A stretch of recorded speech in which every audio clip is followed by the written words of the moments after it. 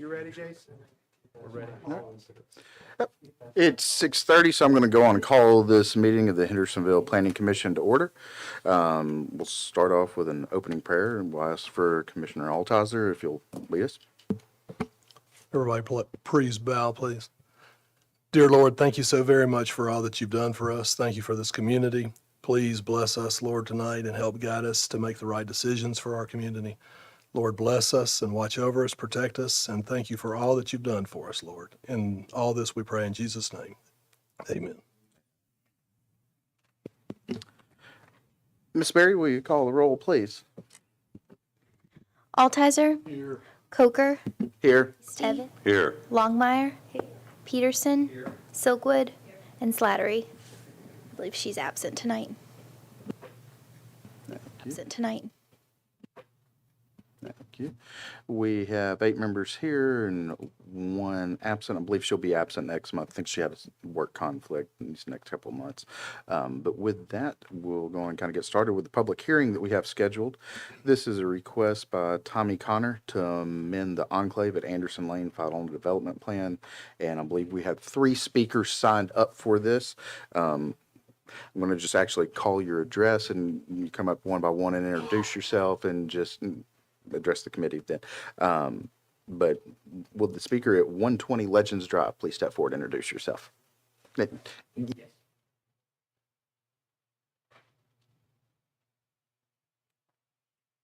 I'm Pam DeMaria, 120 Legends Drive, and I just have a few questions. One is, what will be the barrier between the 2 subdivisions, and we are Vintage Knoll? 2, what is the plan for drainage and stormwater runoff?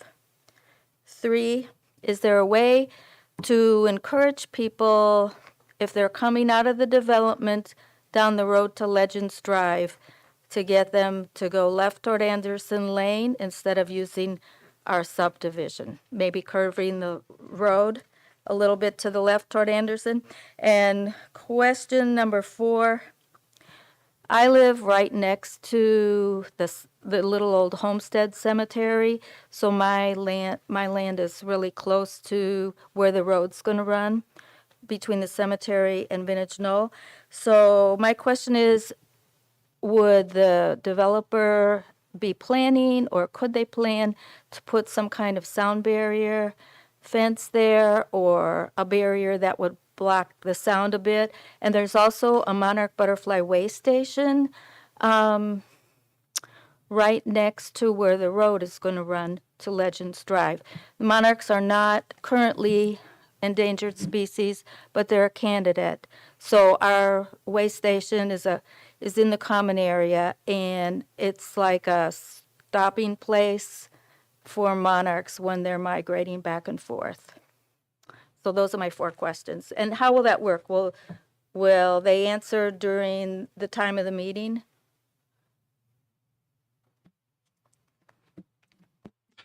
We're not allowed to, this is a public hearing. We're supposed to hear from you when Okay. those questions can come up when that gets to our agenda item. Then but we thank you for your. Okay, thanks. Thank you.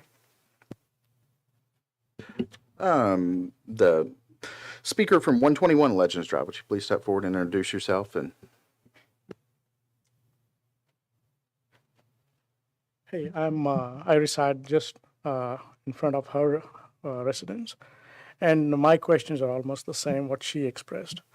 And apart from that, there'll be a lot of traffic, and we always see the roads, people who use the Anderson Road, they always come at like 30, 40 miles per hour speed. And if the house is built in that area, it's definitely going to have some traffic issues, loss of life possibly. And that's something that needs to be taken into account. thank you. And our final speaker that's signed up is at 126 Legends Drive. If you'll come up and introduce yourself, please.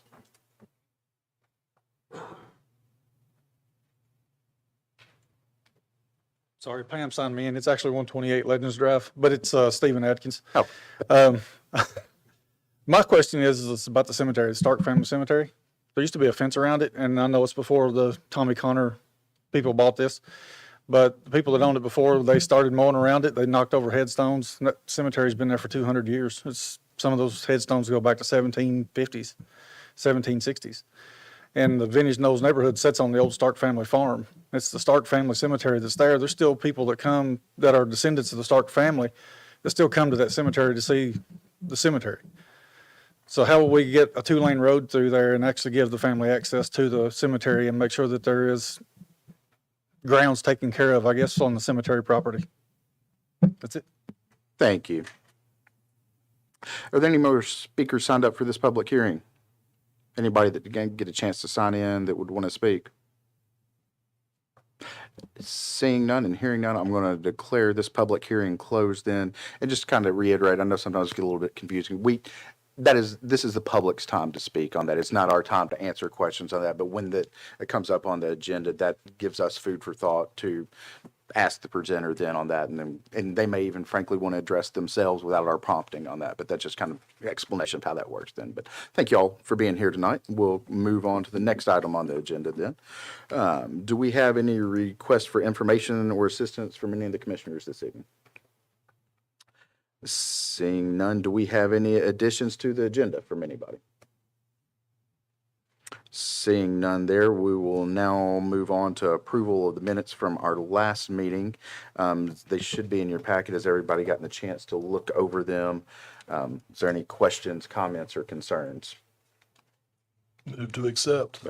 We have a motion and a second to accept the minutes from April 5th. All in favor, please signify by saying aye. Aye. Any opposition? Hearing none, motion carries. And then we'll move on to item 7 on the agenda. This is development plans, and this is where we'll have the presentation from the developer, the Enclave at Anderson Lane. If you'd please come up and kind of introduce yourself and tell us a little bit about what's going on, and then we'll hear from staff on this as well. Actually, let me hold that up. Let me hear from staff before we get. Please do. Speak. Yes, sir. Is it Grant? Yes, sir. Thank you, Mr. Chairman. This is an existing final development plan for the Enclave at Anderson Lane. This was approved in 2009.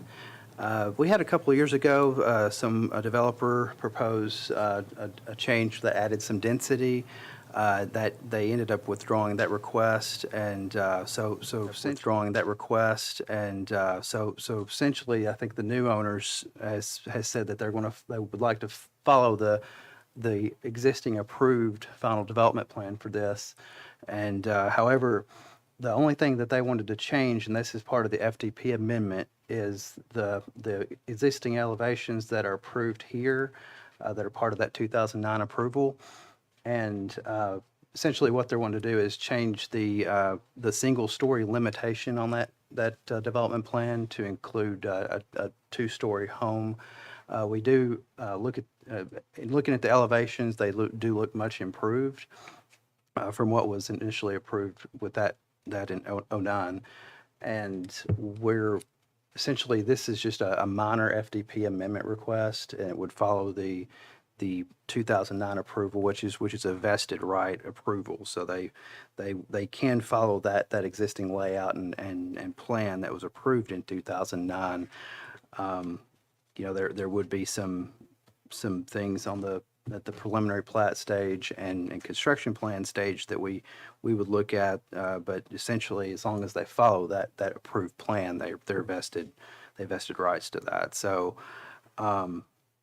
But essentially, this minor FDP amendment is just to remove the 1-story provision on the approved plan, and that's the request. So it doesn't really delve into all the things that are already approved with that plan. Thank you, Grant. Hello. Yeah. Would you introduce yourself, and if you want to, after you introduce yourself and kind of give us a little bit of your kind of take on stuff, we'll stay up here in case commissioners have any questions for you, that sort of thing. Sure. My name's Tommy Connor. I have with me Josh Illig, who's our operations manager. We build homes throughout the greater Nashville area. We're interested in this property because, in part of its location, we plan 12 homes. We're sensitive to a number of the items that were mentioned by the public speakers. The butterfly aspect, for instance, we'd like to enhance. How we do that, we'll explore. I'm not quite clear. I assume through more vegetation. The cemetery, our intention is to make this a walking path where you can come in and walk from Legends or Anderson and walk around it, and we intend to improve it and to try to bring it back to more of its historical perspective to the degree we can. As mentioned, the stone, they're old, those headstones. Some look like they may be partially buried. The noise, we've played a lot with the question of whether or not the community would want a hard break, Legends, between Legends and our development. We didn't think that at the end of the road, the community would want that. So we've played with vegetation, shrubs, something like that to help on the noise aspect. Our original proposal was to come in off of Anderson, which would have altered the traffic situation as to Legends. I believe we discussed that, or maybe Josh discussed it with you early on. But because of the nature of the road and there were reasons why that was not considered an appropriate modification.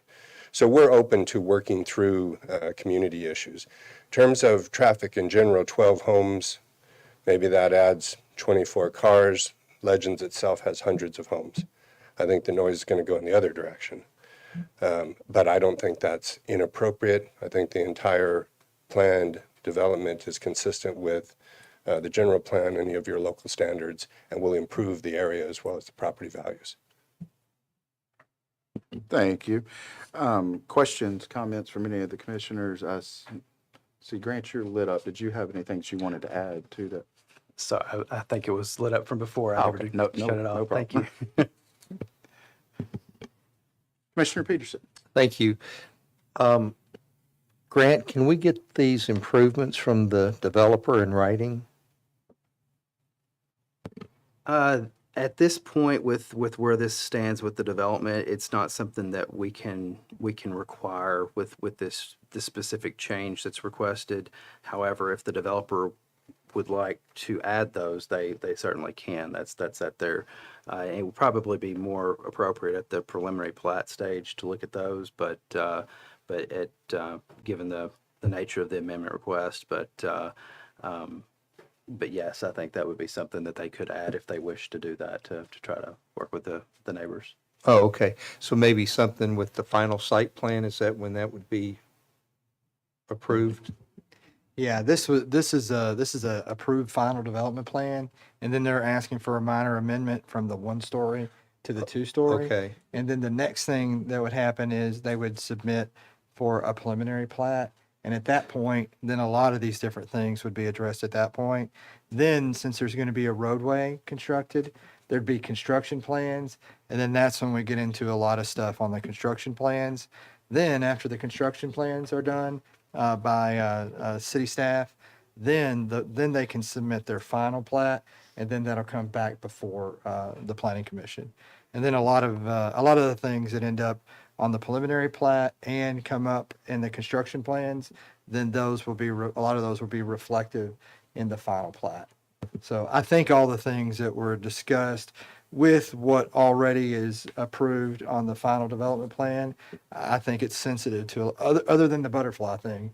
I think most of that, it's got some sensitivity to that. Okay. I appreciate the developer listening to the residents. And one last question. Was this site approved for 2 stories? Is that the zoning? Does that allow 2? Yes, sir. The zoning would allow for 2-story homes in general, but for whatever reason, which is an unusual FDP note, on this FDP note, they required a single-story home. So that was really the reason for the amendment request, and we thought that would, it's technically a minor final development plan revision because of that, because it's such a minor change, unlike like changing an easement or changing something, something that would be, that would change things for the neighborhood and cause a major change per our zoning ordinance, but yeah, since it's such a minor change, that's where it would be. Oh, okay, thank you. Well, I think this development fits in much nicer with the neighborhood. I think last time there was going to be several townhomes, and there was a lot of opposition. And so I appreciate you coming back with 12 homes like it was originally zoned for, and it looks good. And that's all I have. Thank you. Thank you, Commissioner Peterson. Any other questions, comments from commissioners? Seeing none, I am going to entertain a motion to approve the final development plan or excuse me, the preliminary development plan I can't even talk. The final development plan as presented then on that. So Second. we have a motion on the floor and a second. Ms. Berry, will you call the roll, please? Who was the first motion? I made the motion. Okay, sorry. great. All right. Altizer, I think he needs, Yeah. go ahead. Yeah, let me qualify that. I want a motion to approve with all staff comments. all right.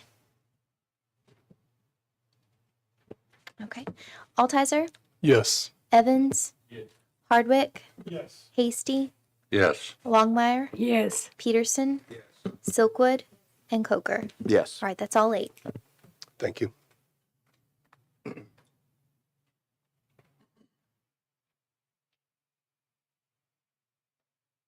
Next item on our agenda is the final development plan for Nearwater Place. And Grant, you've got this one as well, so.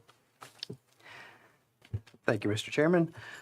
This is a final development plan for Nearwater Place. We've looked at this and reviewed a lot of things. We went over some of the elevations and everything, and I think we're pretty much got it to where essentially if they address all the staff comments, which they have agreed to, it would be substantially compliant with the preliminary development plan. Thank you, Grant. Let's see. Do we have a representative from Nearwater Place here? Thank you. Lynn, do you have anything, that you want to add before we kind of open up to questions or anything? I don't believe so. Grant said it well. We've been working through this for months now, and we actually were on the agenda last month and deferred just to clarify a few other things and make sure we had it just right. And at this point, agree to all the few staff comments that are left that I think we'll easily work through with staff, and happy to do so. So I'm just here to answer any questions you might have. Okay, thank you. Questions, comments from the commissioners? Commissioner Silkwood. Thank you, Mr. Chairman. Thank you for being here tonight. And I'll direct this, I guess, at you and also at Mr. Green. So could you all go over the elevation changes? I know that was one of the bones of contention with this for a while now. And just looking at it myself, I see that what you'd submitted were, fewer windows, smaller windows. It looked like it was absent the rear decks and things like that. Can we go over what the final decision that has now been agreed upon, what that looks like? I'll be happy to speak to it, or Grant. I'll go ahead. Things, there was kind of a different architecture package that was submitted initially. We have worked through most of those items. There are still a few things that I think we have on, like the window sizes and things, and they've agreed to continue to work on that on the elevation package for us and as part of the staff comments. So that should address everything, and it does look, I think one of the things that we looked at that and we talked about with the architect, there were some color schemes that maybe we wanted to look at and maybe having some different things there, but otherwise, I think they've done a good job at working through some of the architectural comments that we had. Okay, thank you, Mr. Green. Just looking at it, though, it looks substantially different to my eye, what we had in the preliminary development plan versus what I'm seeing here, development plan versus what I'm seeing here in terms of color, and just like you said, Grant, in terms of architecture. I really much prefer the preliminary development plan elevations. So I don't know how we got from, what we approved in the preliminary development plan to this, which looks, in my opinion, a lot cheaper, I guess. So those are my comments. Be happy to speak to it if you'd like, if that's okay. We've been struggling with this for a couple of months now because what you saw in the preliminary development plan was an artist rendering, and now we have converted that to real life elevations. just to be honest, I'm a little disappointed myself with what the computer does to reflect the architecture on paper. But I can assure you that everything that's drawn in the artist's rendering is reflective of what's drawn by the computer. There is no missing balcony or column that's different. We do have a few things to work through with regard to some window sizes and the colors themselves. But you're going to find that we've spent some pretty exhaustive efforts to make sure even like the casings around the windows and the little lines that go inside the windows are the same and those type of things. And the columns are varying between units and that the size of the porch is different from one unit to the next to make sure those all look the same as that artist rendering. They just don't reflect well, in my opinion, when they come to the computer trying to generate that. But they do all have all those same features and facts that were required and presented with the preliminary development plan. So that is still our full intention, to build it like we presented when the artist got his pencil out and drew it up. We just have a hard time making the computer do the same thing. So if there's anything else we can do to work with staff to get it there, we're happy to do it. And that was my reason for agreeing to the staff comments. If that makes sense. It does, yes. Thank you for that. And I hope you'll continue to work with them and try to make it look a little bit more like what we saw in the artist renderings as opposed to what we're seeing now. And if I may, Mr. Chairman, a follow-up question regarding one of the fire comments. I don't know who wants to speak to this, but I read in the fire comments, and of course it's been agreed to by you all now, but what was decided on the pervious pavers and whether or not that weight for the fire trucks, if the pervious pavers would be able to handle that? What was that final decision? So essentially, you said it best. We agree to do that, and we can do that. We've confirmed with Belgard, who manufactures these pavers, that they can be constructed in a way to support any fire apparatus, whether it be a Metro ladder truck or Hendersonville's ladder truck, or so be it. And in fact, I can personally attest that I've seen a fire truck unload its fire hose right on the ground with the fire truck sitting on the pavers, just to brag about it, because they have us out and feed us lunch and want to show it off. So we're confident we can take care of that. Okay, just to be clear, so if there was a lot of rain or something like that, it's not going to No, ma'am. be a muddy situation where the fire truck's going to get stuck or isn't going to be able to get No. there? I'm assuming fire is satisfied with all of this?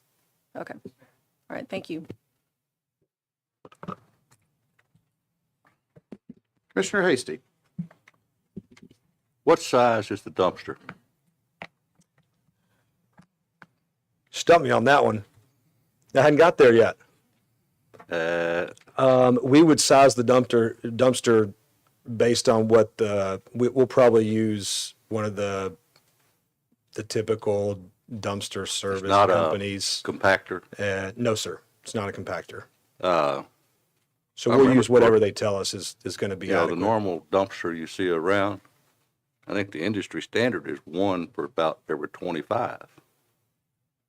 You got 49. I only see one dumpster. Right. And you don't think that's going We- to create a traffic problem there? We may need to make the dumpster bigger. It's honestly not something that's dawned on me yet. But again, we are at the final master development plan stage. We still have, Keith will attest, that we still have site construction plans to produce. Okay. So there'll be some critiques we have to make along You don't those think there'll be reports. any traffic issues with the pad located where it's at? So No. most people are going to be taking their trash with them when they leave to go to work in the morning. And they'll Right. all be stopping there to drop their trash off. Right. Right. We've even considered, again, we're at the final master development plan stage. We've been through zoning. The property is zoned for what we want to do here, but we know we still have things Understand. to work through. To my point, we've even considered having trash service pick up at each unit because of the price point for the units. We think that might be necessary. But we've got the dumpster there, frankly, because it's a requirement of the city to provide it. And we may indeed provide it, but we may opt to self-service our trash. So that's gonna be looked at, at It another. certainly will, yeah. You don't think there'll be a problem with traffic at mail kiosks with where it's at? With people just having those two spaces to pull up? I don't believe so. I mean, I can go into a lot of detail about mail kiosks because I'll just tell you, it's been a topic that is discussed in my office as a developer, and we've got 18 neighborhoods under construction now, and we've been told on every single one of them by the Postal Service that they'll no longer serve individual mailboxes regardless of the stage of construction of the neighborhood. And we own Carrollton, for example, in Gallatin, and we have the last 3 phases of the community that's been ongoing for 7 years, and they've decided that they're no longer going to let everybody have individual mailboxes. So it's been a challenge, to say the least, to understand how the logistics of that works and whether or not we lump them together and we cover them, or whether or not we scatter them around the neighborhood so people can walk and get their mail. So that's something you'll be looking at. It's in something more we detail. explore all the time, and just for everyone's knowledge, you'll find this interesting. What we're finding as that evolves is that you can actually pay the Postal Service to take pictures of your mail so that you can decide whether or not you want to go get your mail. And people are paying this service, finding out what mail they're getting, and then they're opting not to get the mail from that particular person anymore. So we're finding that when they have a kiosk, they just don't get their mail, or they figure out a way where they don't get mail anymore, which is sad to me because I enjoy going to get the mail and find out what's in the mailbox. But it's an ever-evolving thing, and we certainly will look at that Okay. more for this project. That's all I have, sir. That was a little more elaborate than you probably cared to hear, but it's a sensitive subject with me. Commissioner Hardwick? So of all the things that have been said, I concur with all of them. The two things that I can't get past are the elevation and the colors. That had I seen those when you guys were first here versus the artist rendering, I would have been a no vote. Really what sold me over to get me to vote for it was the artist rendering. I thought it was a great looking little walkable community, looked like a little southern charm. And I thought this would work well for that location. What I'm seeing is just not that. And I feel your pain that the artist rendering versus what's here is hard to match, but I can't get there. So I'm going to end up being a no vote. The other issue is traffic. And I'm assuming that horse is already out of the barn. But I know since the Camel Car Wash shut down the entrance to Racetrack, there were 2 wrecks, 3 wrecks, maybe a 4th wreck there. And trying to get in and out of there is a nightmare when there's not another way in and out of that center. And so when you guys had your cars coming in and out of there in the morning, I suspect we've done a real disservice to the citizens of this community. So for those reasons, I'm going to end up being a no vote. Can I speak to the elevations a little bit more, if you don't mind? Sure. So I struggled. Excuse me just a second. Jason, can we skip to the next slide, please?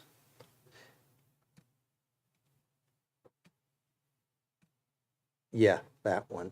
Yeah, that. Is that what you're talking about? Those elevations? I think the problem, and Commissioner Hardwick, Go back to the other picture. yeah, I think the problem is more about the particular colors right there. And here's where, so we were. Looks different to me. Yeah, we were with staff for the past, call it 60 days, talking about this particular issue. And just to be frank, my first response was I would would prefer to let the home buyer, if they're going to buy a $400,000 or $500,000 townhome, to be able to pick out what color townhome they want, just like you would want to if you were picking out the colors on your own house. but I was kind of put in my place to say, no, we want to know what color it's going to be right now. And that offended me a little bit to the point where I was like, you know what, fine. You tell me what colors you want it to be, if that's the way the city prefers to handle themselves. And so I agreed to the comment to say that I can't tell you what every single buyer is going to prefer in 6 months or a year from now or 18 months from now, but I'm sure not going to sit here and try to get a computer to pick the right color white or the right color gray to satisfy a city requirement when it's really should be up to the buyer. So I agreed to the staff comment to say, I will make sure that city staff is satisfied with whatever colors end up getting picked out. And I hate to be so frank about it, but it was That's tough. why we're here. Yeah, it was tough for me to sit here and just keep playing around with a computer-generated model about a color. And I know it's not going to print the same on your paper as it's going to show up on the screen. It probably looks different on the piece of paper I got than the one you have in front of you. So I just wanted to agree to say the staff's going to get to see them, and they're going to make sure they look pretty. So. Understand.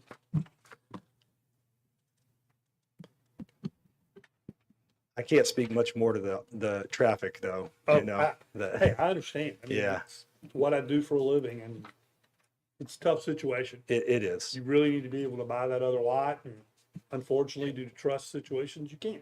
We plan to one day, but we'll see how old I get waiting on it.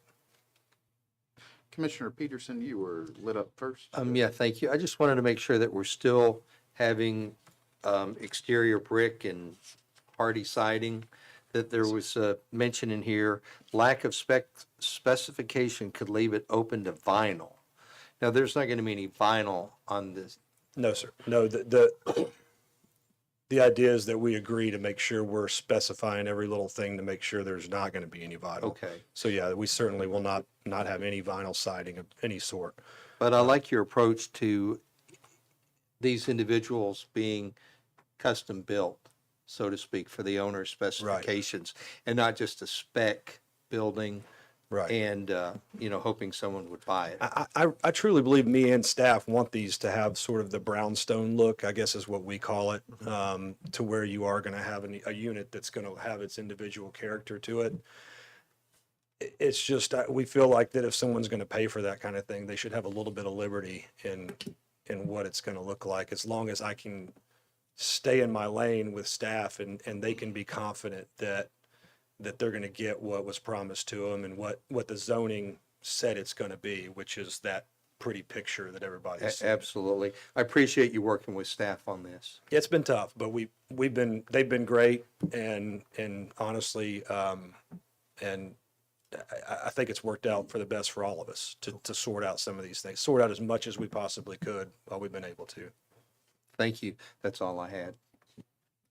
Director Free. Yes, I just wanted to share, to kind of piggyback on what the developer's saying there in regards to the elevations. When this was originally submitted about 2 months ago, the reason it was deferred is because those initial images were not even these images.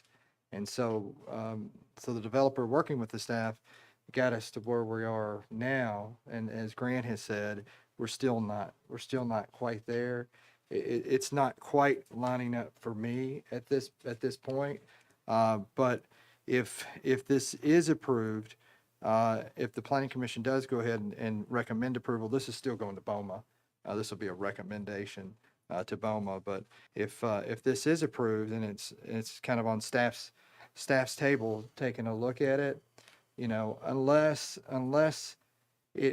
it strongly is close to, and I understand the whole thing about the 3D rendering. It's hard to get that matched up to a 2D thing, but it's going to have to get closer to that, or staff is going to revert it back to the planning commission for the elevation. My hope is that we can get there, and I think we probably can.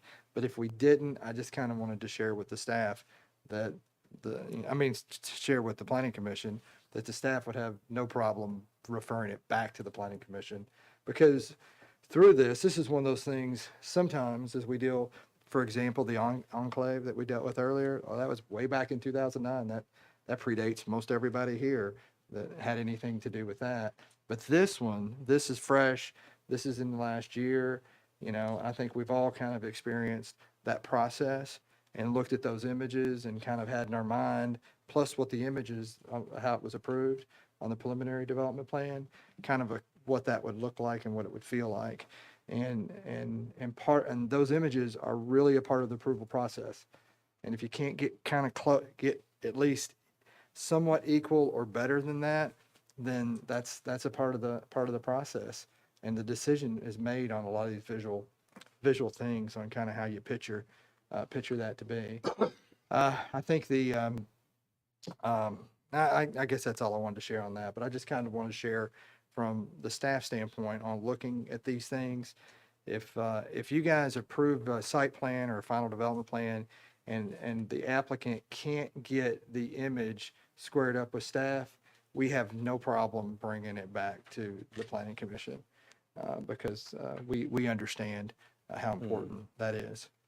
And we'd volunteer to Yes. cooperate in that Yes. regard. We're not here to try to trick anybody or do anything different from one stage to the next. Frankly, what we have drawn in that rendering, we spent more money on the rendering than we did draw on these architectural elevations. That's what we want to build. That's what we want to reflect when we sell this product. That's what's going to be on a sign out there in about 2 months, is that pretty picture. So that's what people are going to expect to purchase. So we're happy to come back before you if there's ever a discrepancy with staff about not being able to get there as we work along the way, because just when the colors of the buildings about the colors of the buildings will 8 be months, 10 months, maybe 12 months from 8 now, months, 10 months, before we have maybe the first 12 months from now, before we have the first pad ready to put a footing in the ground for the first building. At that point, my guess is someone's going to pick a color that none of us are going to decide is pretty right now. They're going to say that I like agreeable gray instead of off-white or whatever it may be that Sherwin-Williams is if that's a color that's unsatisfactory for staff in any way, unsatisfactory if we've got in any a construction plan detail like a column on a porch or something that staff says like a column on a porch or something that staff says we just don't think this is in line with what the vested rights of the property are now, being that pretty picture, then we're happy to come before you and talk more about it. That's not an issue for us. Again, I think Keith and them have done a great job to try to guide us, but it's a work in progress. We still have site construction plans to do, site construction to do, building architectural plans to do, and submit those and follow suit. So, Commissioner Evans? Yeah, we were here a meeting or two ago talking about how nice the fence looked out in front of the and how it matched the look of the southern gateway to Hendersonville. We've talked about traffic. Almost every project has traffic in it, and I wasn't here when this was approved, but I have 3 years of solid polling information from the city of Hendersonville that says 75% of Hendersonvillians don't want any more high-density housing. So I have to think about that a little bit. The traffic situation is already bad there. We're looking at trying to straighten up that end of town and some of the other areas that are not looking well. Point being, this is part of the gateway to Hendersonville. You're going to be very prominent up there on that rise above those exit areas. And I believe you're about 2 meetings too early with these renderings that you've got. I would like to see something that befits Hendersonville and not something that is pending a color agreement between a couple of guys who are not good at picking colors, by the way. Ask my wife. And maybe some of the other circumstances we've got going on with this, it just looks preliminary. It looks contrived, frankly. And I'm going to have to be a no vote tonight. I would love to see it come back with maybe something that looks more like what you would like to see when you come into Hendersonville. I know that's got landscaping and pavers and everything in front of it where the other renderings don't. But somebody needs to do a little better job in presenting what it is you're going to do. So far, those windows are lining up. They don't look good in any way, shape, or form, but you're going to work with us on those windows, and you're going to work with the staff on something better. Well, I'd like to see that. I can't vote on it with not knowing what that's going to be. Thank you. Okay, I understand. Thank you, Commissioner Evans. So, Grant, And two, Mr. Chairman, I'd like to make this note to kind of build on what Keith said. Just, at the final development plan stage,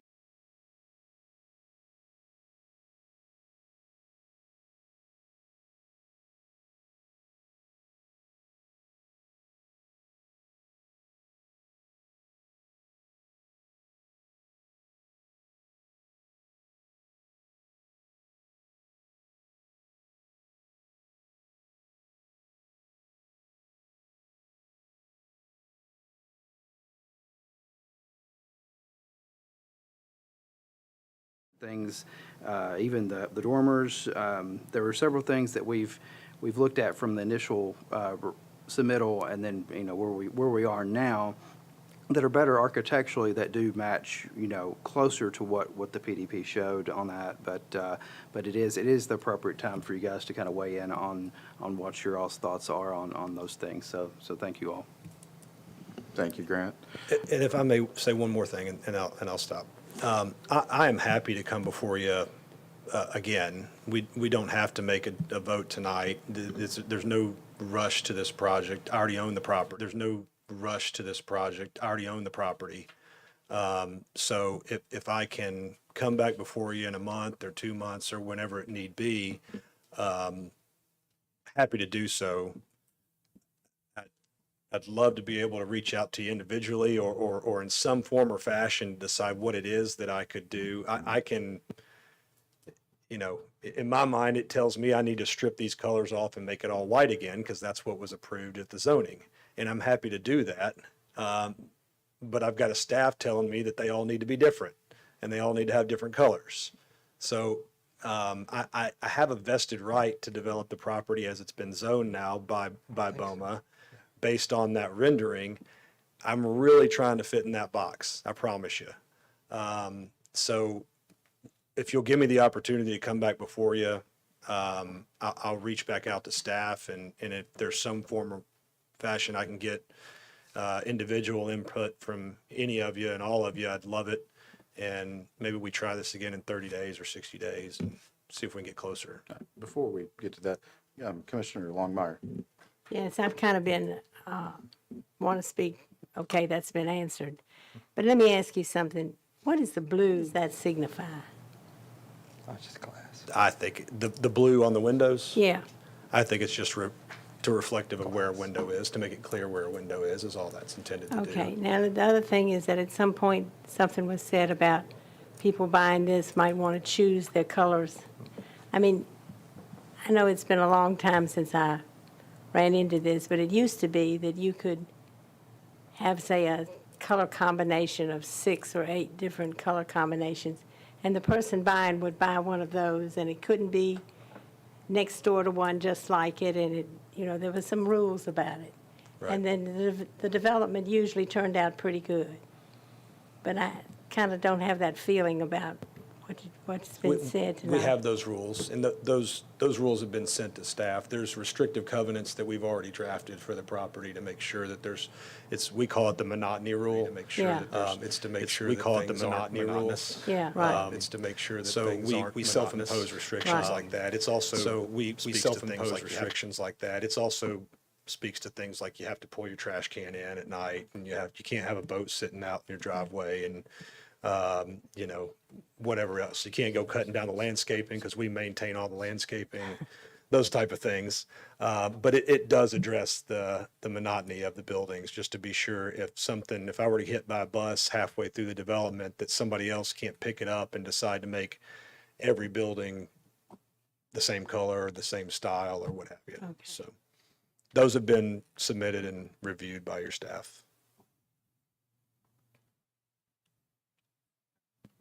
I think we've all kind of touched on this a little bit here.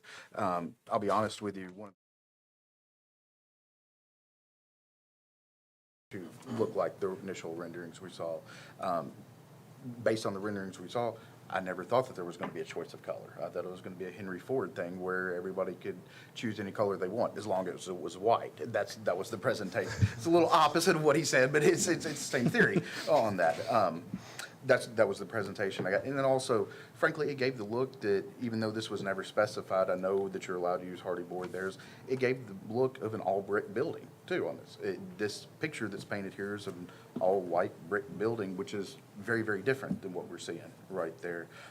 So I've got some serious concerns about it. I will also be a no vote based on this, and I think, kind of hearing the feedback right there, and you've said it yourself, I'd recommend just pulling it, deferring it 30 days, 60 days, and let's kind of get some of this stuff worked out, because I'm not comfortable with what's being presented at all tonight. And I think the majority of the commissioners have spoke up, feel that same way. Yeah, no, and I appreciate that. I appreciate the input. It helps me. I appreciate the input. It helps me figure out how to navigate this and get it right for all of us. I live here, and I want it to be pretty, and I plan to live here for the rest of my life, and I'll plan on seeing this for the rest of my life, and I want it to be something I'm proud of, and all of us can be proud of. So I would ask for a motion of deferral, if we could get there and give me an opportunity to come back before you, and maybe we can buy some time in between there to reach out and see what we can do to. The site plan on that as well. That's fine. Okay. Sure. Do you want to ask for 30 days, 60 days, or do you want to just? 30 days is fine. If I have to come back and ask for another one, I will. Okay. Before I entertain the motion, is there any other questions or comments from, no, Grant has. Yeah, I was just going to make a comment. As far as like the elevations go too, is if it looks like the PDP, then it should meet our architectural requirement standards and colors used. It would just need to have a different color palettes like to be used, and that was our comment on the colors. So I just wanted to kind of clarify that. So, but if it's white, then it matches the PDP. Sorry. Thank you, Grant. I appreciate the clarity on that too. So he can come back with an all-white rendering or elevations then, and we can go forward based on that. Okay. Yes, sir. With that, I believe Commissioner Evans made a motion to defer for 30 days, including the site plan as well. Can I get a second on that, including the site plan as well? Can I get a second on that, please? I'll second that. Thank you, Commissioner Hardwick. Lauren, will you call the roll, please? Altizer, Yes. Evans, Hardwick, Yes. Hasty, Yes. Longmire, Peterson, Silkwood, and Coker. Yes. That's all 8. The projects are deferred. Thank you. Thank you. Next item on our agenda tonight is the site plan for a Hazel Path Mansion. Do we have a representative from the developer here? Sydney is going to take care of this. Okay. Yeah, Timmy, All right. Sydney, I think you're pinch hitting for Timothy tonight on this one, so can you get us started here on this? Hitting for Timothy tonight on this one. This so can came you get us before the started here Planning on this? Commission last month. Sure. This and came was before the deferred, Planning Commission as last month. the Planning Commission and was requested deferred, additional information as for the the parking agreements. Those agreements have been included in your staff report. And as you can see, they've provided additional off-site parking at 235 East Main beyond what was required in the site plan, and again, this is not approval of that site plan, but rather an approval of the extension of what was already approved.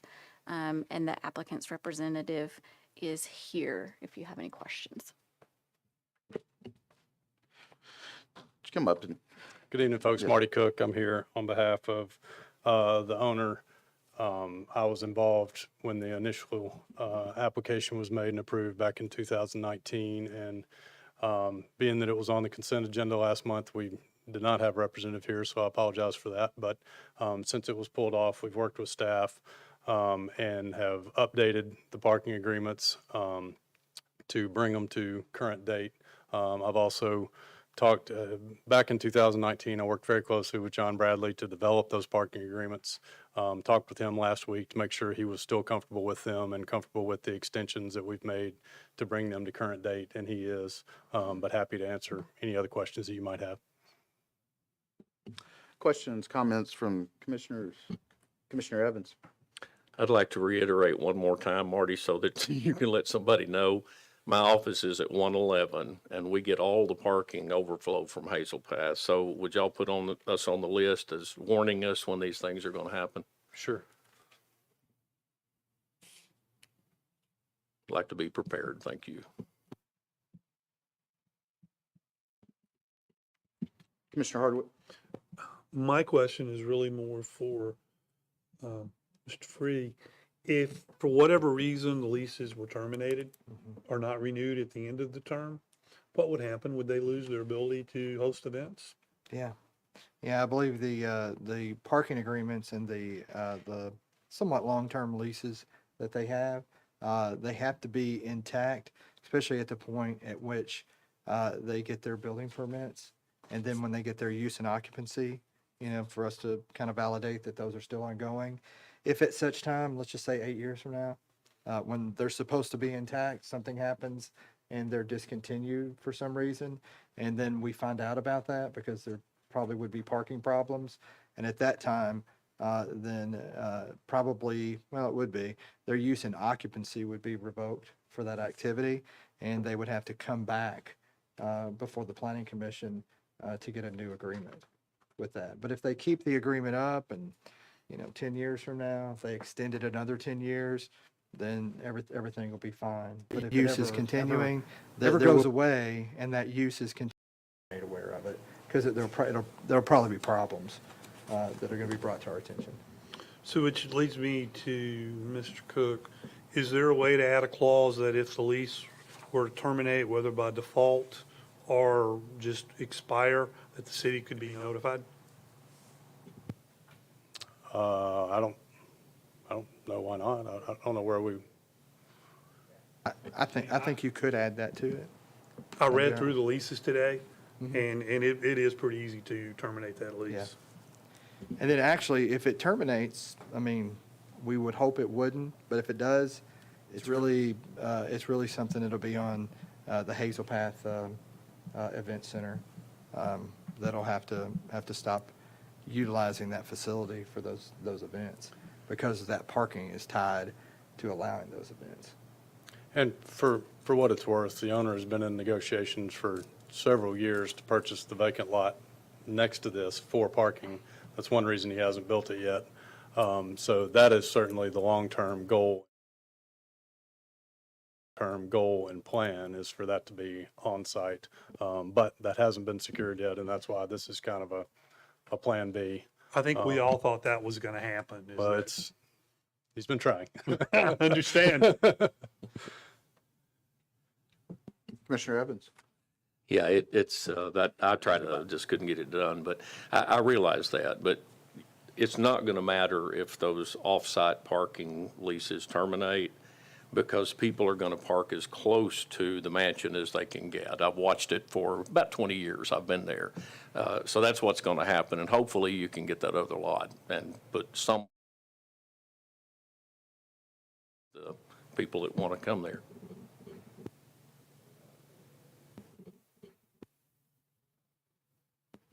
Any other questions, comments from commissioners?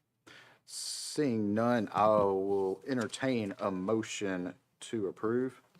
I'd like to make a motion to approve with one that, as part of the year extension, they will add to the lease or give a surety that they will notify us in the event the lease is terminated for some reason whatsoever. The planning department. The planning department would be notified. We have a motion and a second from Commissioner Evans. Lauren, would you call the roll, please? Altizer, Yes. Evans, Hardwick, Yes. Hasty, Yes. Longmire, Yes. Peterson, Yes. Silkwood, and Coker. Yes. That's all 8. All right, thank you. Thank you.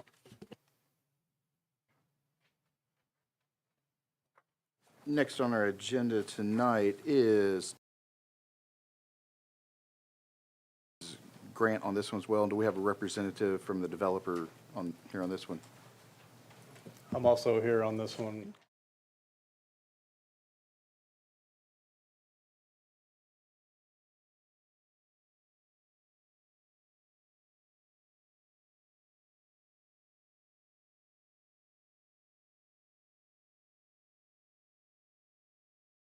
It's a 17-unit building. The development's currently allowed in Old Town residential zoning.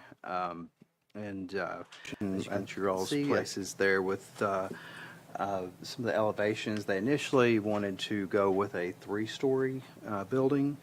And essentially what they did, they had a fire, had a comment number 3 in your reports there, where they had to provide another access point if they're going to do over 30 feet or 3 stories. So they essentially, they've shrunk this down to a 2-story building. They've agreed to address all staff comments, and which would essentially make that take care of all those things. But that was a last minute change to the 2 stories.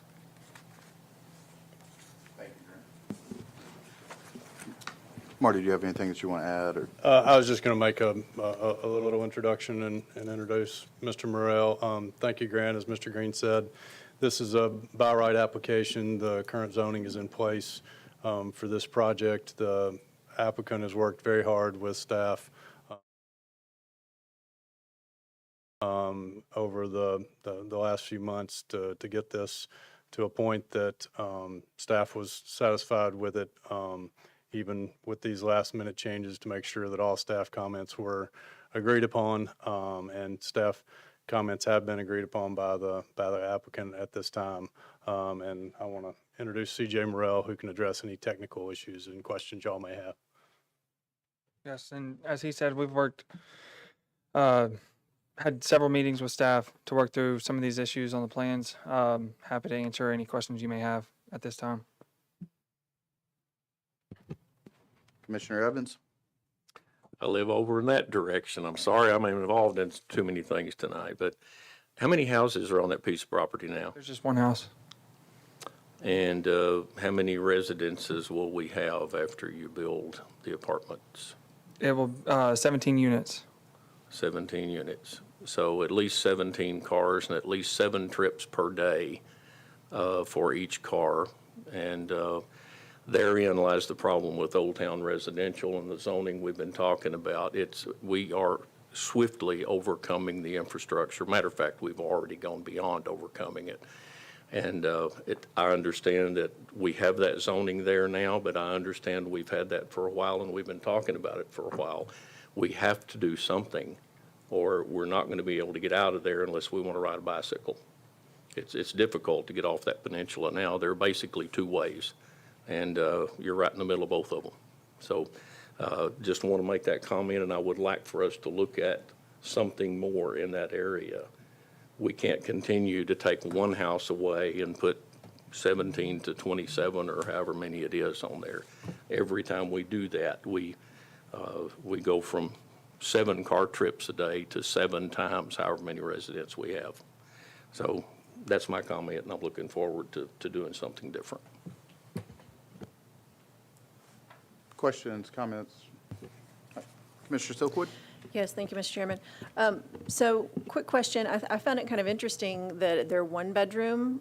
Are these apartments? Are they for sale units? Are they going to be rental units? They're designed as condominiums, but that is something that would just kind of let the market would dictate. So we don't know yet if they'll be rental units or if they'll be sold to individuals. It could be either one or a mix. Okay. And you are aware that there's no vacation rental in this Oh, yes, zoning? ma'am. Okay, good. The other concern I have, and this touches a little bit on what Mr. Evans said, you have the minimum allowed parking spaces, 1.5 per unit. So where are the extra cars the visitor is going to park? If you have 2 people living in a 1-bedroom unit and they each have a car, where do those extra cars go? And I know you've met the requirement, but, speaking to what John said, the infrastructure, taking away one house and adding 17 units, that's going to be a problem. It's already somewhat of a problem, but just a comment. Thank you. Thank you. Thank you, Commissioner Silkwood. Questions, comments? Tell me a little bit about your background and how you picked this piece of property and just how you came to be here tonight. How about that?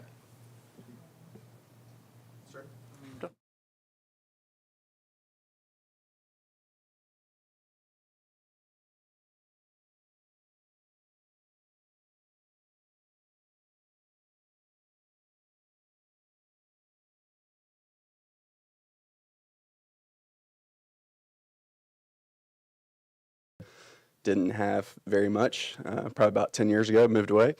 Had some people that are gracious enough to, be kind to me, donate a car whenever I literally couldn't even afford a place. So I believe in affordability. I understand the concerns. I do. And I understand that there's likely going to be a change in that area. But for now, I definitely believe in affordability. And what attracted me to that area is just the opportunity to give somebody else a chance. I don't want to be presumptive, but is that how you decided on 1-bedroom units for each, as opposed to a mix of 2 and 3 bedrooms and that sort of thing?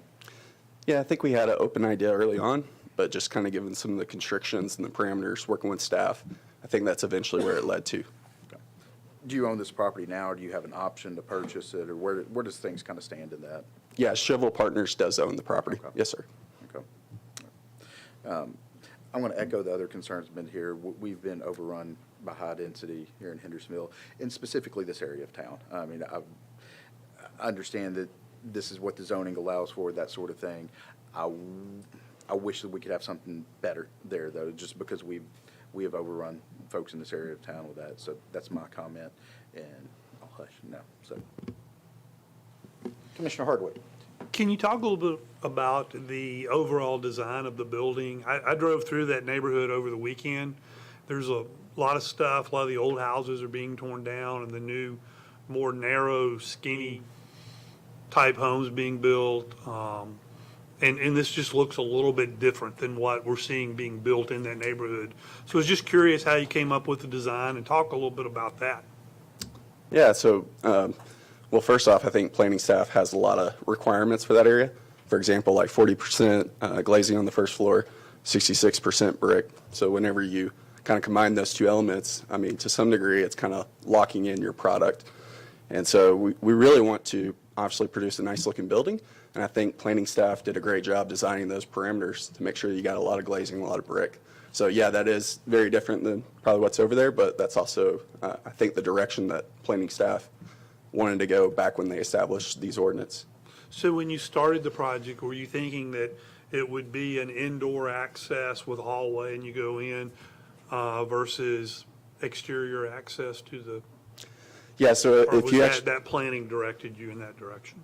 no, that was actually myself. We had the option to have an open corridor on this building, and I actually chose to close it. I've got a 2-year-old daughter, and I think, part of this process is understanding who potentially could live there and making sure that they feel safe and that they have access to the building, and we have the mail room in there.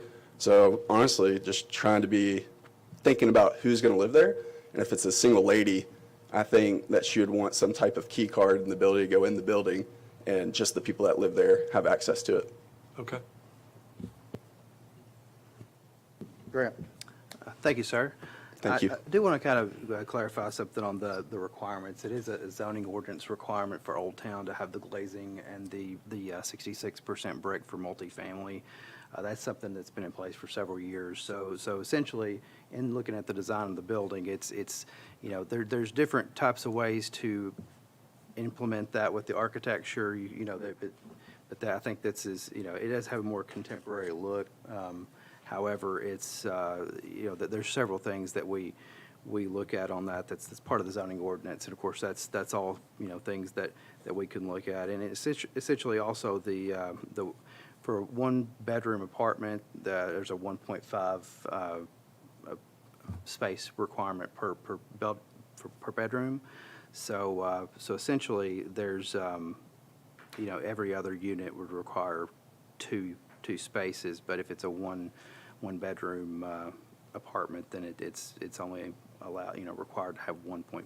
So that's, I think there's some things that we would want to look at in terms of going forward, but at the time, these are the requirements. So that's what we're looking at in the review.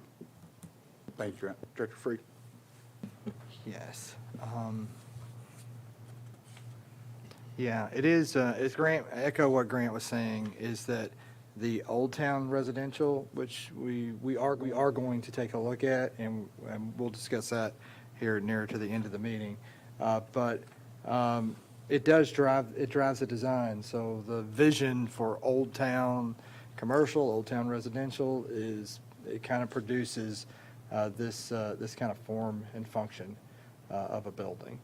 And one of the things that I might just mention is through the process, and it's no different, us working with this developer or any other developer that it's going to go to the Planning Commission, we strongly, and we did in this case as well, as we do everyone, we strongly urge, do not go to the Planning Commission asking for any waivers. We tell everybody that.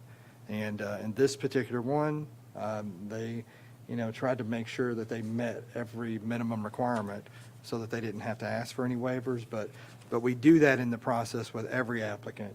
I know we've had several waiver requests, but we really make a point to applicants that highly encourage them, do not go to the Planning Commission asking for waiver requests. You need to meet the minimum requirement, so. Thank you, Director Free. I know initially, or I think I'm correct on this, you had initially talked about building a 3-story building, is that correct? And there were some concerns with fire. Are you okay with this as presented now, or do you have any other concerns or comments with the amended? Okay. Said 99%. What's the 1% that they haven't did? Okay. Thank you.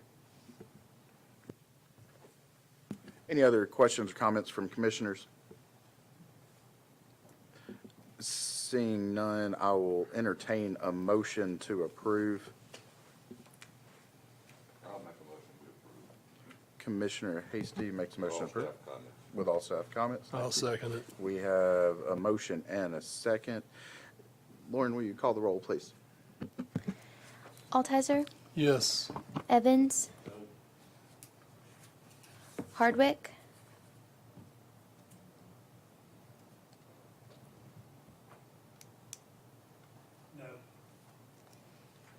Hasty, Yes. Longmire, No. Peterson, Silkwood,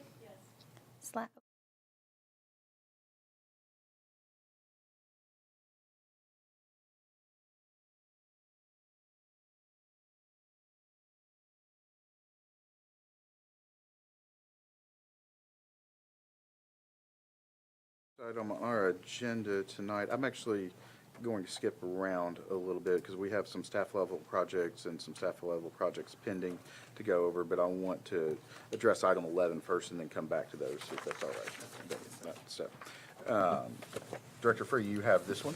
Yes, this is, let me get the right one here. This is Hunt Club Phases 6 through 11, an encroachment request for 114 Higginson Place North. What this is, you can see in your packet. This is similar to last month's request for a pool in I think it was a conservation easement. This is actually or a landscape easement. This is a conservation easement on an old final development plan. Well, actually, it's not on the old final development plan. As you can see in the staff report, after doing a thorough research for this, is that there's this 15-foot landscape conservation easement to protect existing trees that was placed on this. It was not in the preliminary or final development plan. This was something that was added really by staff request, but staff didn't even request for a specific 15-foot easement. It was just saying some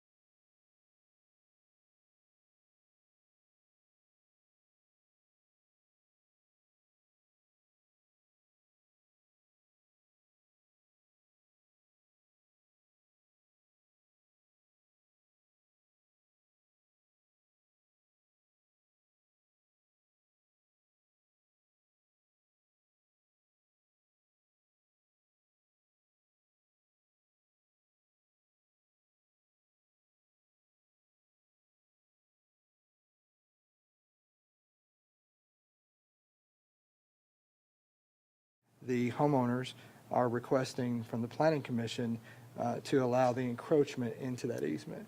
And it's appropriate if the planning commission chooses to allow encroachment within that. And it's one of those things, it seems like it's so tiny and insignificant, but, you know, it's, we haven't run into this issue before where we've run into that. Although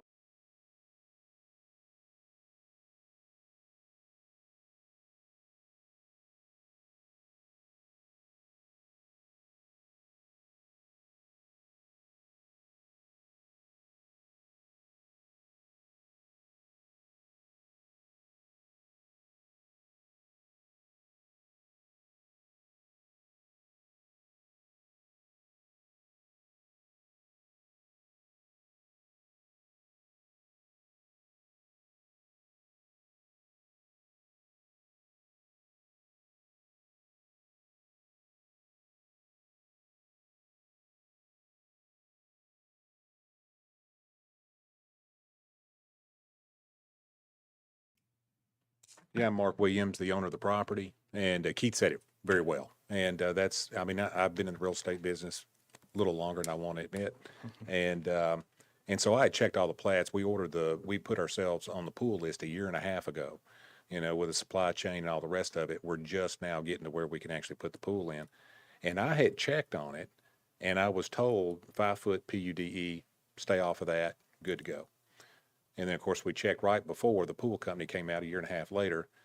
I got the same result. When the pool company went down, they said, "Oh, we got this 15-foot." And so when we talked about it, that's what I was letting them know that, hey, there's never been any trees there. It says conservation. What are we conserving? We're conserving trees, but there's no trees there. And so you explained that very well. And that's maybe that's what's happened. They had it down on the south end. Yeah. And then they decided, maybe somebody decided, let's put it on the north end when it wasn't needed. And, or there was some idea you're trying to preserve the rock wall and the trees there, but none of that's on my property. So our property line comes about 4 or 5 feet this way toward the house. And then we've got the concrete of the pool. Then the pool is another 3 foot toward the house there. Because it's impossible. If we had to go 15 foot, we'd be up behind the house because there's a lot less room there than you can tell in the picture. So yeah, we were just asking just to be able to not go past that 5-foot PUDE and have the concrete pad go up to that. And it's actually a kidney beam type pool as well. It's not a rectangle. And so yeah, you can see it there. So it would just be that bump out right there that's touching it, touching the 5-foot setback. Okay. Thank you. Or just staying off of it. Questions, comments from any commissioners? Commissioner Evans? Let me see if I can make this complete tonight. That one that we talked about at the last meeting, the same situation. We talked about how there was a reason for that to be done at the time that the subdivision was platted or whatever. Well, there's a perfectly good reason, and it doesn't apply here. So I don't see any problem here with doing that. And we also talked about whether stuff like this should go to BZA, and I think you had a real good reason there. But I don't see any problem with this at all. We know why it was put there, and it just doesn't apply. Thank you, Commissioner Evans. And I'll just add myself, just for this comment. We live in the same neighborhood. I've come over and looked at it, and that I don't remember if it's your immediate next door neighbor or a couple down. They've actually their concrete slab for their pool actually goes up to that 5 feet barrier on that. Because if I remember correctly, this wasn't caught until you went to go pull the permit on it. Is that correct? Right. I think it happened to be because that drawing is right on my lot. So it's obvious. It's right in front of you, right? And the other ones, maybe you get it missed or something like that. Our next door neighbor didn't go all the way to the 5 foot, but I mean, literally the very next door neighbor, they went about 4 foot into the 15-foot setback. Okay. And they were approved, so, somehow. So, in other words, it didn't come up with them for whatever reason. We're also asking for the fence to be on the property line. like the neighbors is too. It's in that picture. That's the other part right there. Yeah, that's our neighbor's property. They've got a pool. You can't see it with the shrubbery right there, but they've got their pool in there, and then they've got a fence right on the property line. So your And so fence that's would another be- thing we'd, Your fence would be flush with theirs then, exactly, obviously. Okay. yeah. Okay. Same style and everything. Okay. I'm going to echo the comments that Commissioner Evans made, that just, and Director Free and I have talked about this a little bit as well. I don't know if this is the proper time to do it, but we want to give them the authority to kind of deal with these things themselves, so y'all don't have to come up here in front of us, because we understand what intent here is on this. It was protect something that is not there. So, but with that, I'm going to entertain a motion to approve with all staff comments here. So moved. Second. Okay, y'all are going too quick for me. Who made the motion? I Beth did. made the motion. Okay, thank you. And then, Tim, did you make it? I second. Okay, we got a motion and a second. Lauren, will you call the roll, please? Altizer, Yes. Evans, Hardwick, Yes. Hasty, Yes. Longmire, Yes. Peterson, Silkwood, and Coker. Yes. That's approved, all 8. Jeff, Thank y'all. just as a matter of record, I have been out to see the property also. I just want that. Yeah. And, I wish I'd seen that you'd been lit. Were you lit up and I missed you, or was your mic lit up and I missed you? I'm sorry. The way Charles is right there, I cannot see. Yeah. Yeah. No, your microphone. We're not judging side people here. Thank you. Good job. Pick back up at item 9. And this is staff level projects that have been approved. Microphone. This is staff level projects that have been approved on item 9. And Director Free, do you want to take this? Yeah. Kind of walk us through stuff. Yeah, nothing of great significance there, just some basic things. You mean jump to 10 there? Staff level project. Yes, please. Yes, please. Staff level projects pending. Through there. Yeah. Rally Point. I might just mention Rally Point condos consolidation. This is over on East Main Street, and there is a motor condo that actually was going to be before you tonight, but deferred to work out some different elevation issues, I believe, and they're going to be back before you guys next month. But that's a plat for that property. And that is really the only thing of any significance on those pending in-house projects. Thank you, Director Free. The last thing that we've got on our agenda then for tonight is a resolution adopting the revised bylaws for the Hendersonville Planning Commission. I think everybody should have a copy of those in your packet and have had the opportunity then to kind of look through and review of everything that is being changed here. Yes, nothing of any real significance other than we are changing the total number of planning commissioners from 10 to 9. This was already done with the change in the regional planning region and the dissolution of that, which one of our members belonged to, lived outside the city within the planning region. So that knocked us down to 9. And this is just to clean up that issue, as well as just clean up a little bit of language that was maybe to make things a little bit clearer, but nothing of any significance. I think everybody's had this for maybe a month, and I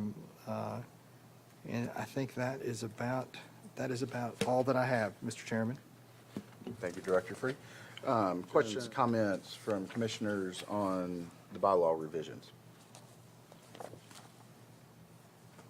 Seeing none, I'll just kind of ask this inquiry. Obviously, this wouldn't go into our bylaw changes, but going back to the pool situation we just dealt with, what would be the proper way to give you all the authority to kind of make that decision like that at the staff level? Yeah, I think what the guidance that you gave tonight with that gives that clarity. Okay. And I think that would be enough for us to so moving forward, for example, on that issue, or maybe even similar issues that are where it's a landscape easement that wasn't necessarily on a final development plan that was approved, then those things, if the intent of the easement is being met to the protection, if it's about the protection of trees and trees are being protected, then staff would just go ahead and issue those permits and not bring that back. But this is just one of those things, this was really the first time we had that. I think the other issue of when the gentleman was talking about his neighbor, looking back at that permit that was issued, the permit that was issued, so basically you can be 5 foot off of your rear property line, so that's the standard. But on that one, when that permit was issued, it was 5 foot off, but then also it's saying, and stay out of all easements. And so this easement was on there. So, but I could see the confusion on that. But when we looked at this one and we're doing the permit, then that, looking at that easement jumped out and was like, well, wait a minute, there's a 15-foot easement on this property. So, but then, we deal with a lot of pool permits, and so most of them are pretty standard. And then a lot of times even a pool apron can go into an easement. It's really not a big deal. But the pool itself can't, of course, go into an easement. So that's kind of what happened on that. So I think we're good to go with that. Okay. I don't think there'd be anything in the bylaws that we would need to do with those things. And some of these things, and it really falls on me as the director, is to determine, okay, this is the situation. Have we dealt with this before? Has the planning commission had a ruling, or have they kind of given some guidance on it? If it's not, I may bring it to you all, just to at least get that first guidance on it that maybe we kind of lack. But in other cases, then, we may just go ahead and resolve it because we feel very comfortable that it's very clear and there really isn't any real question on it. But when we're dealing with development plans, preliminary development plans, and final development plans, then, we really need to get it right to what those are, and we're hesitant to go outside the lines on those, because there's not a lot of flexibility unless it was approved with a lot of gray area in it. So that kind of answers. Yeah, that, thank you for Chairman. that Thank you. explanation. To the bylaw specifically now, any questions or comments? With that, I will make a motion to approve as presented. Second. I have a second from Commissioner Silkwood. Lauren, would you call the roll, please? Altizer, Yes. Evans, Hardwick, Yes. Hasty, Yes. Longmire, Peterson, Yes. Silkwood, and Coker. Yes. That's all 8. Director Freed, before I entertain a motion to adjourn, do you have any final comments tonight? Yes, I just have a couple of things. I wanted to update everyone on the zoning ordinance changes. Those will be coming before you at your next month's meeting. We're going to be publicizing, we're going to be wrapping it up the end of next week, and then we'll be publicizing where the public can view the changes. So once we have that, then Lauren will be going ahead and sending that to you all well in advance. So you'll have several weeks before the meeting. And I encourage you to spend some time to go through those. We'll have it in a manner, and I want to thank Caitlin for doing our bylaws update, but she's also the one that's doing all the stuff on our zoning ordinance changes and getting all that typed out and everything. But it'll be in a manner that it'll be pretty easy to understand. But if you had any questions when you're looking at that, just give me a call, or you can give any of the staff members a call. But we're looking at, all those things that we talked about at that work session that we had. So we took the things and the comments that you all had, and we kind of honed those. And there's a couple of other things that we're looking at too. One of those things that we're looking at, we've got our Westlake plan, and we'll talk about that in a minute. But eventually, I see us doing a rezone of new zoning in our Old Town and along West Main Street. I see that as being a potential that we're going to do over the next 2 years. But in the interim, even though by right, many of these higher density developments that are occurring within the Old Town residential, they meet all the requirements, and by right, there's really not much that we really have the authority to do. in regards to that.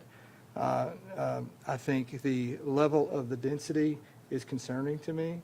And so allowing 15 units an acre, we'll be having discussion about it, but you'll see I'm going to be proposing in Old Town Residential, I'm going to be proposing to reduce that to out of high density and put it really more in maybe middle density, where it's just, instead of maybe 15 units an acre, maybe 7 units an acre might be more appropriate to the scale of the development. But as that area has developed, the planning staff, just like the greater community, we see it, and we really see the need for a plan for that area, and then a robust zoning that would then further that plan. There is a plan for that area, and it's the Old Town Plan, and the zoning does support the Old Town Plan, but the way that is it'd be really difficult to make the Old Town Plan a reality because all of these individual small pieces of property. You'd have to really go in there and purchase 50, 60 properties to really do something of the scale that I think is the vision of what the Old Town Plan is. So be sure to look at that, because a whole lot on the agenda. I think it's going to be a lengthy meeting. It'll probably be several hours extra, I think, because we may want to have discussion. And my hope is that from that meeting, we can come out of there with a recommendation to BOMA for the changes that we're proposing. I mentioned the Westlake plan. This is what the West Main Old Town. Westlake is kind of what the planning staff has been referring to. We've been working with our consultants. Our consultants are doing a great job. They came up with a draft framework plan that we're fixing to get to the Planning Commission and to go public with and get input and start having meetings. But I was not satisfied with the projections of what it was. It was a little bit too heavy on the multifamily. And, and I think looking at this as we get into this Westlake plan, I think as we're looking at multifamily and higher density within the Old Town and West Main Street area, not just having higher density development for the sake of higher density development, but maybe higher density development, residential development, where we have it in a true mixed use, where we're actually getting something commercially or service-wise that we want as a part of that.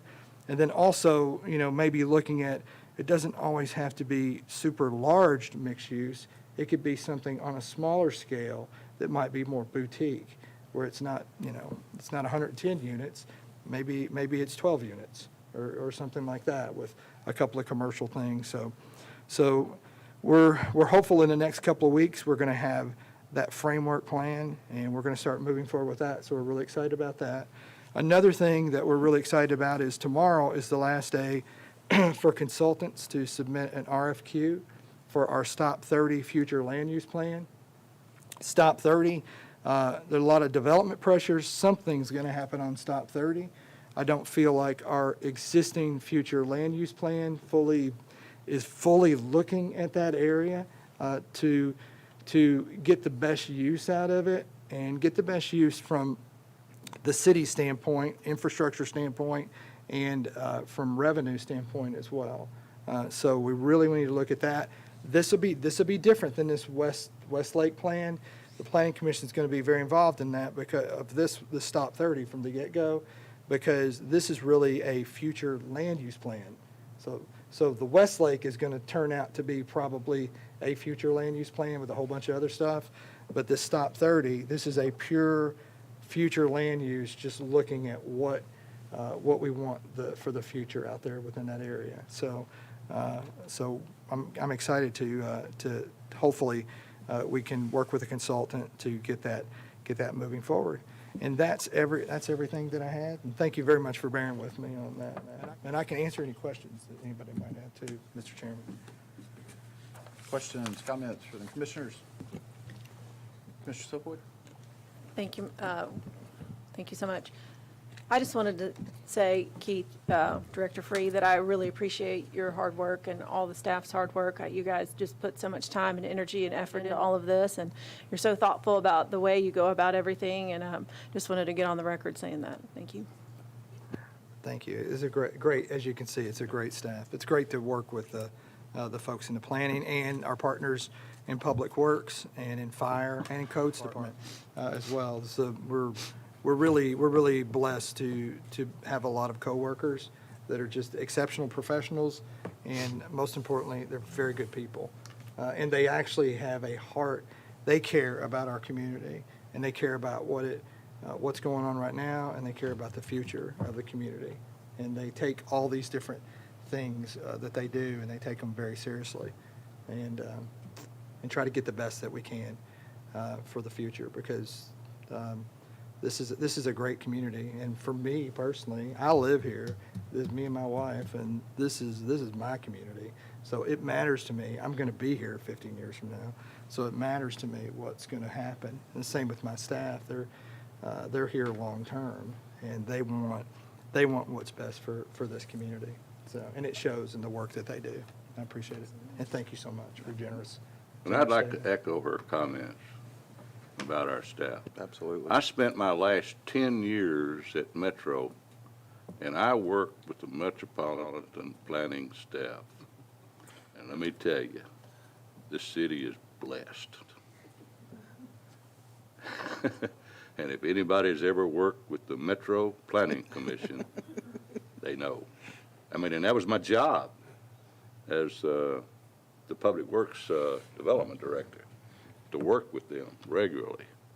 And trust me, we are blessed. My paycheck will increase, right? Yes. Thank you, Commissioner Hasty. We appreciate that. Yeah. I'll concur with that. Y'all do a great job and appreciate everything that y'all do. With that, I will entertain a motion to adjourn. Move to adjourn. We have a motion to adjourn, and we have a second. All in favor? Any opposition? Hearing none, we are done. Thank you all very, very much.